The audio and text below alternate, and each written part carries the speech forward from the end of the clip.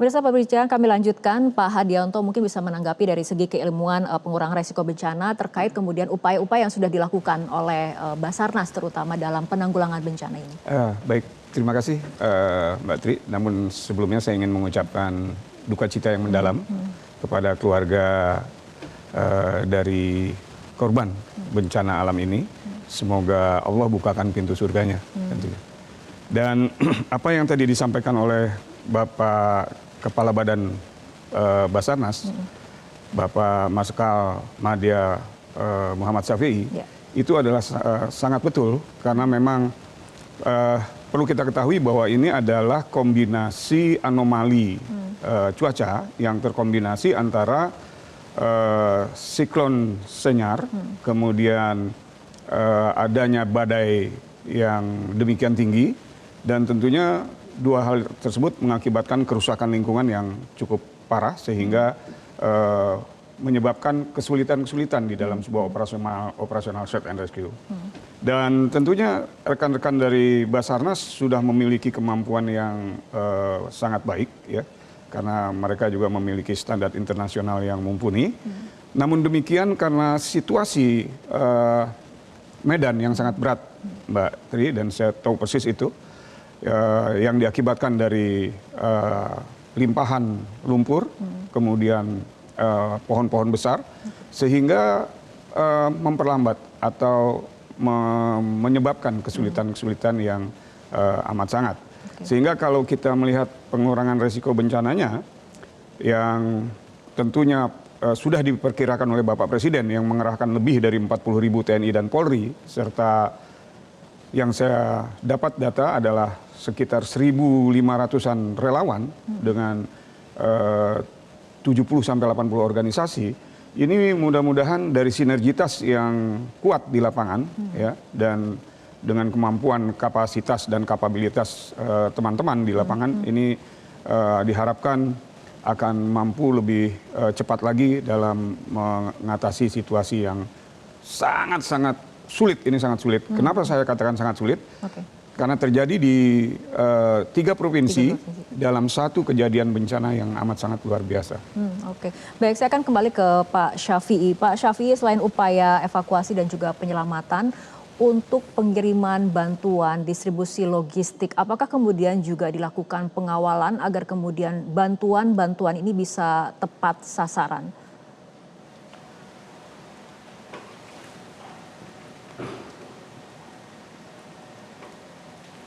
Hilang lagi. Pak Syafi'i. Ya. Ya, saya ulangi kembali pertanyaannya. Selain kemudian upaya evakuasi dan juga pencarian, apakah kemudian juga dilakukan pengawalan terhadap distribusi logistik ataupun bantuan? Karena kemudian tadi kita dengarkan laporan dari rekan di desa Garoga Tapanuli Selatan bahwa kemudian ada beras yang tidak dibagikan kepada korban terdampak tapi justru dijual kembali, walaupun kemudian ini butuh konfirmasi. Tapi mengenai pengawalan distribusi logistik ataupun bantuan ini, apakah kemudian menjadi salah satu fokus Basarnas atau seperti apa? Iya, terima kasih.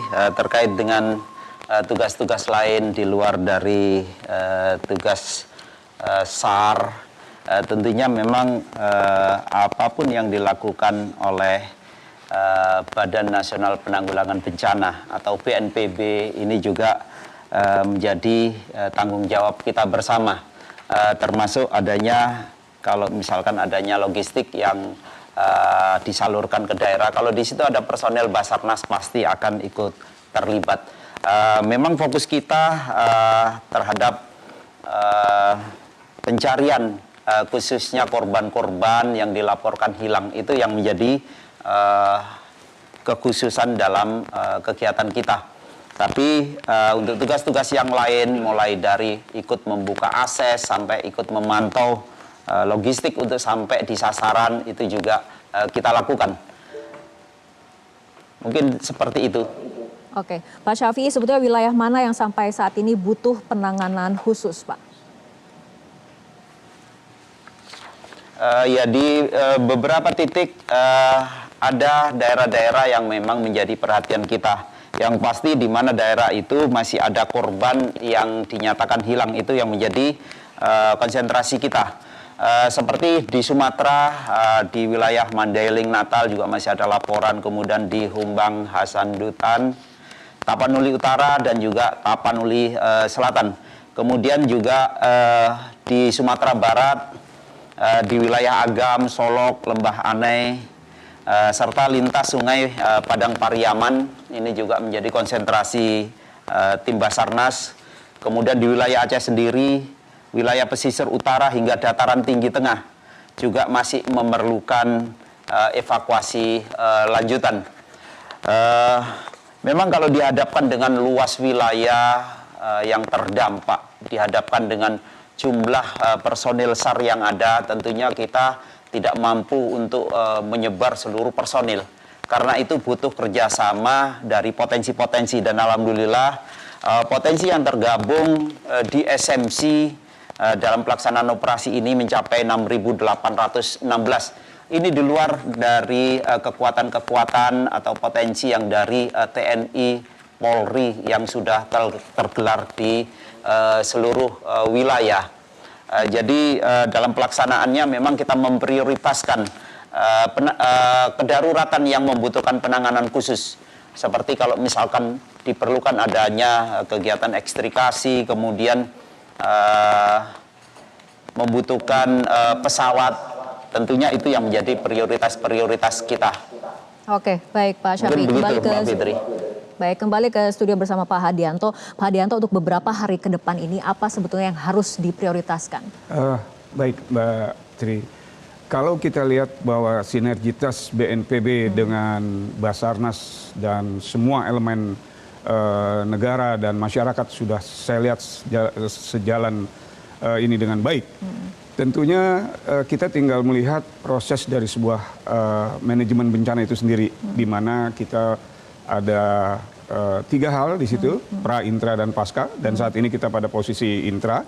Dan pada posisi intra pun kita melihat betapa solidnya mereka melakukan ini. Yang terpenting di sini adalah bagaimana kebutuhan masyarakat dalam hal pengungsi, ya, yang kita ketahui demikian banyak, ya, sehingga di dalam manajemen bencana itu sendiri kita harus bisa melakukan proses penyelesaian masalah di dalam lapangan. Dan tadi terbetik adanya sedikit masalah, saya rasa itu sudah satu hal yang sering terjadi di dalam sebuah proses penanggulangan bencana. Nah, intinya adalah kerjasama yang demikian solid antara 5 faktor di sini, pentahelik, ya.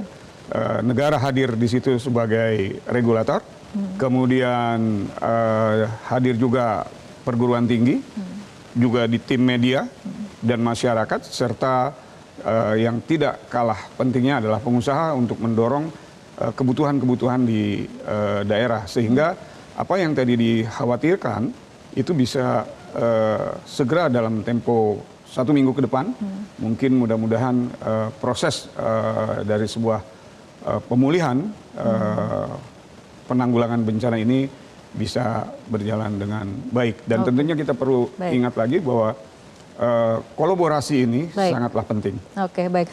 Jelajahi cara baru mendapatkan informasi. Download Metro TV Extend sekarang.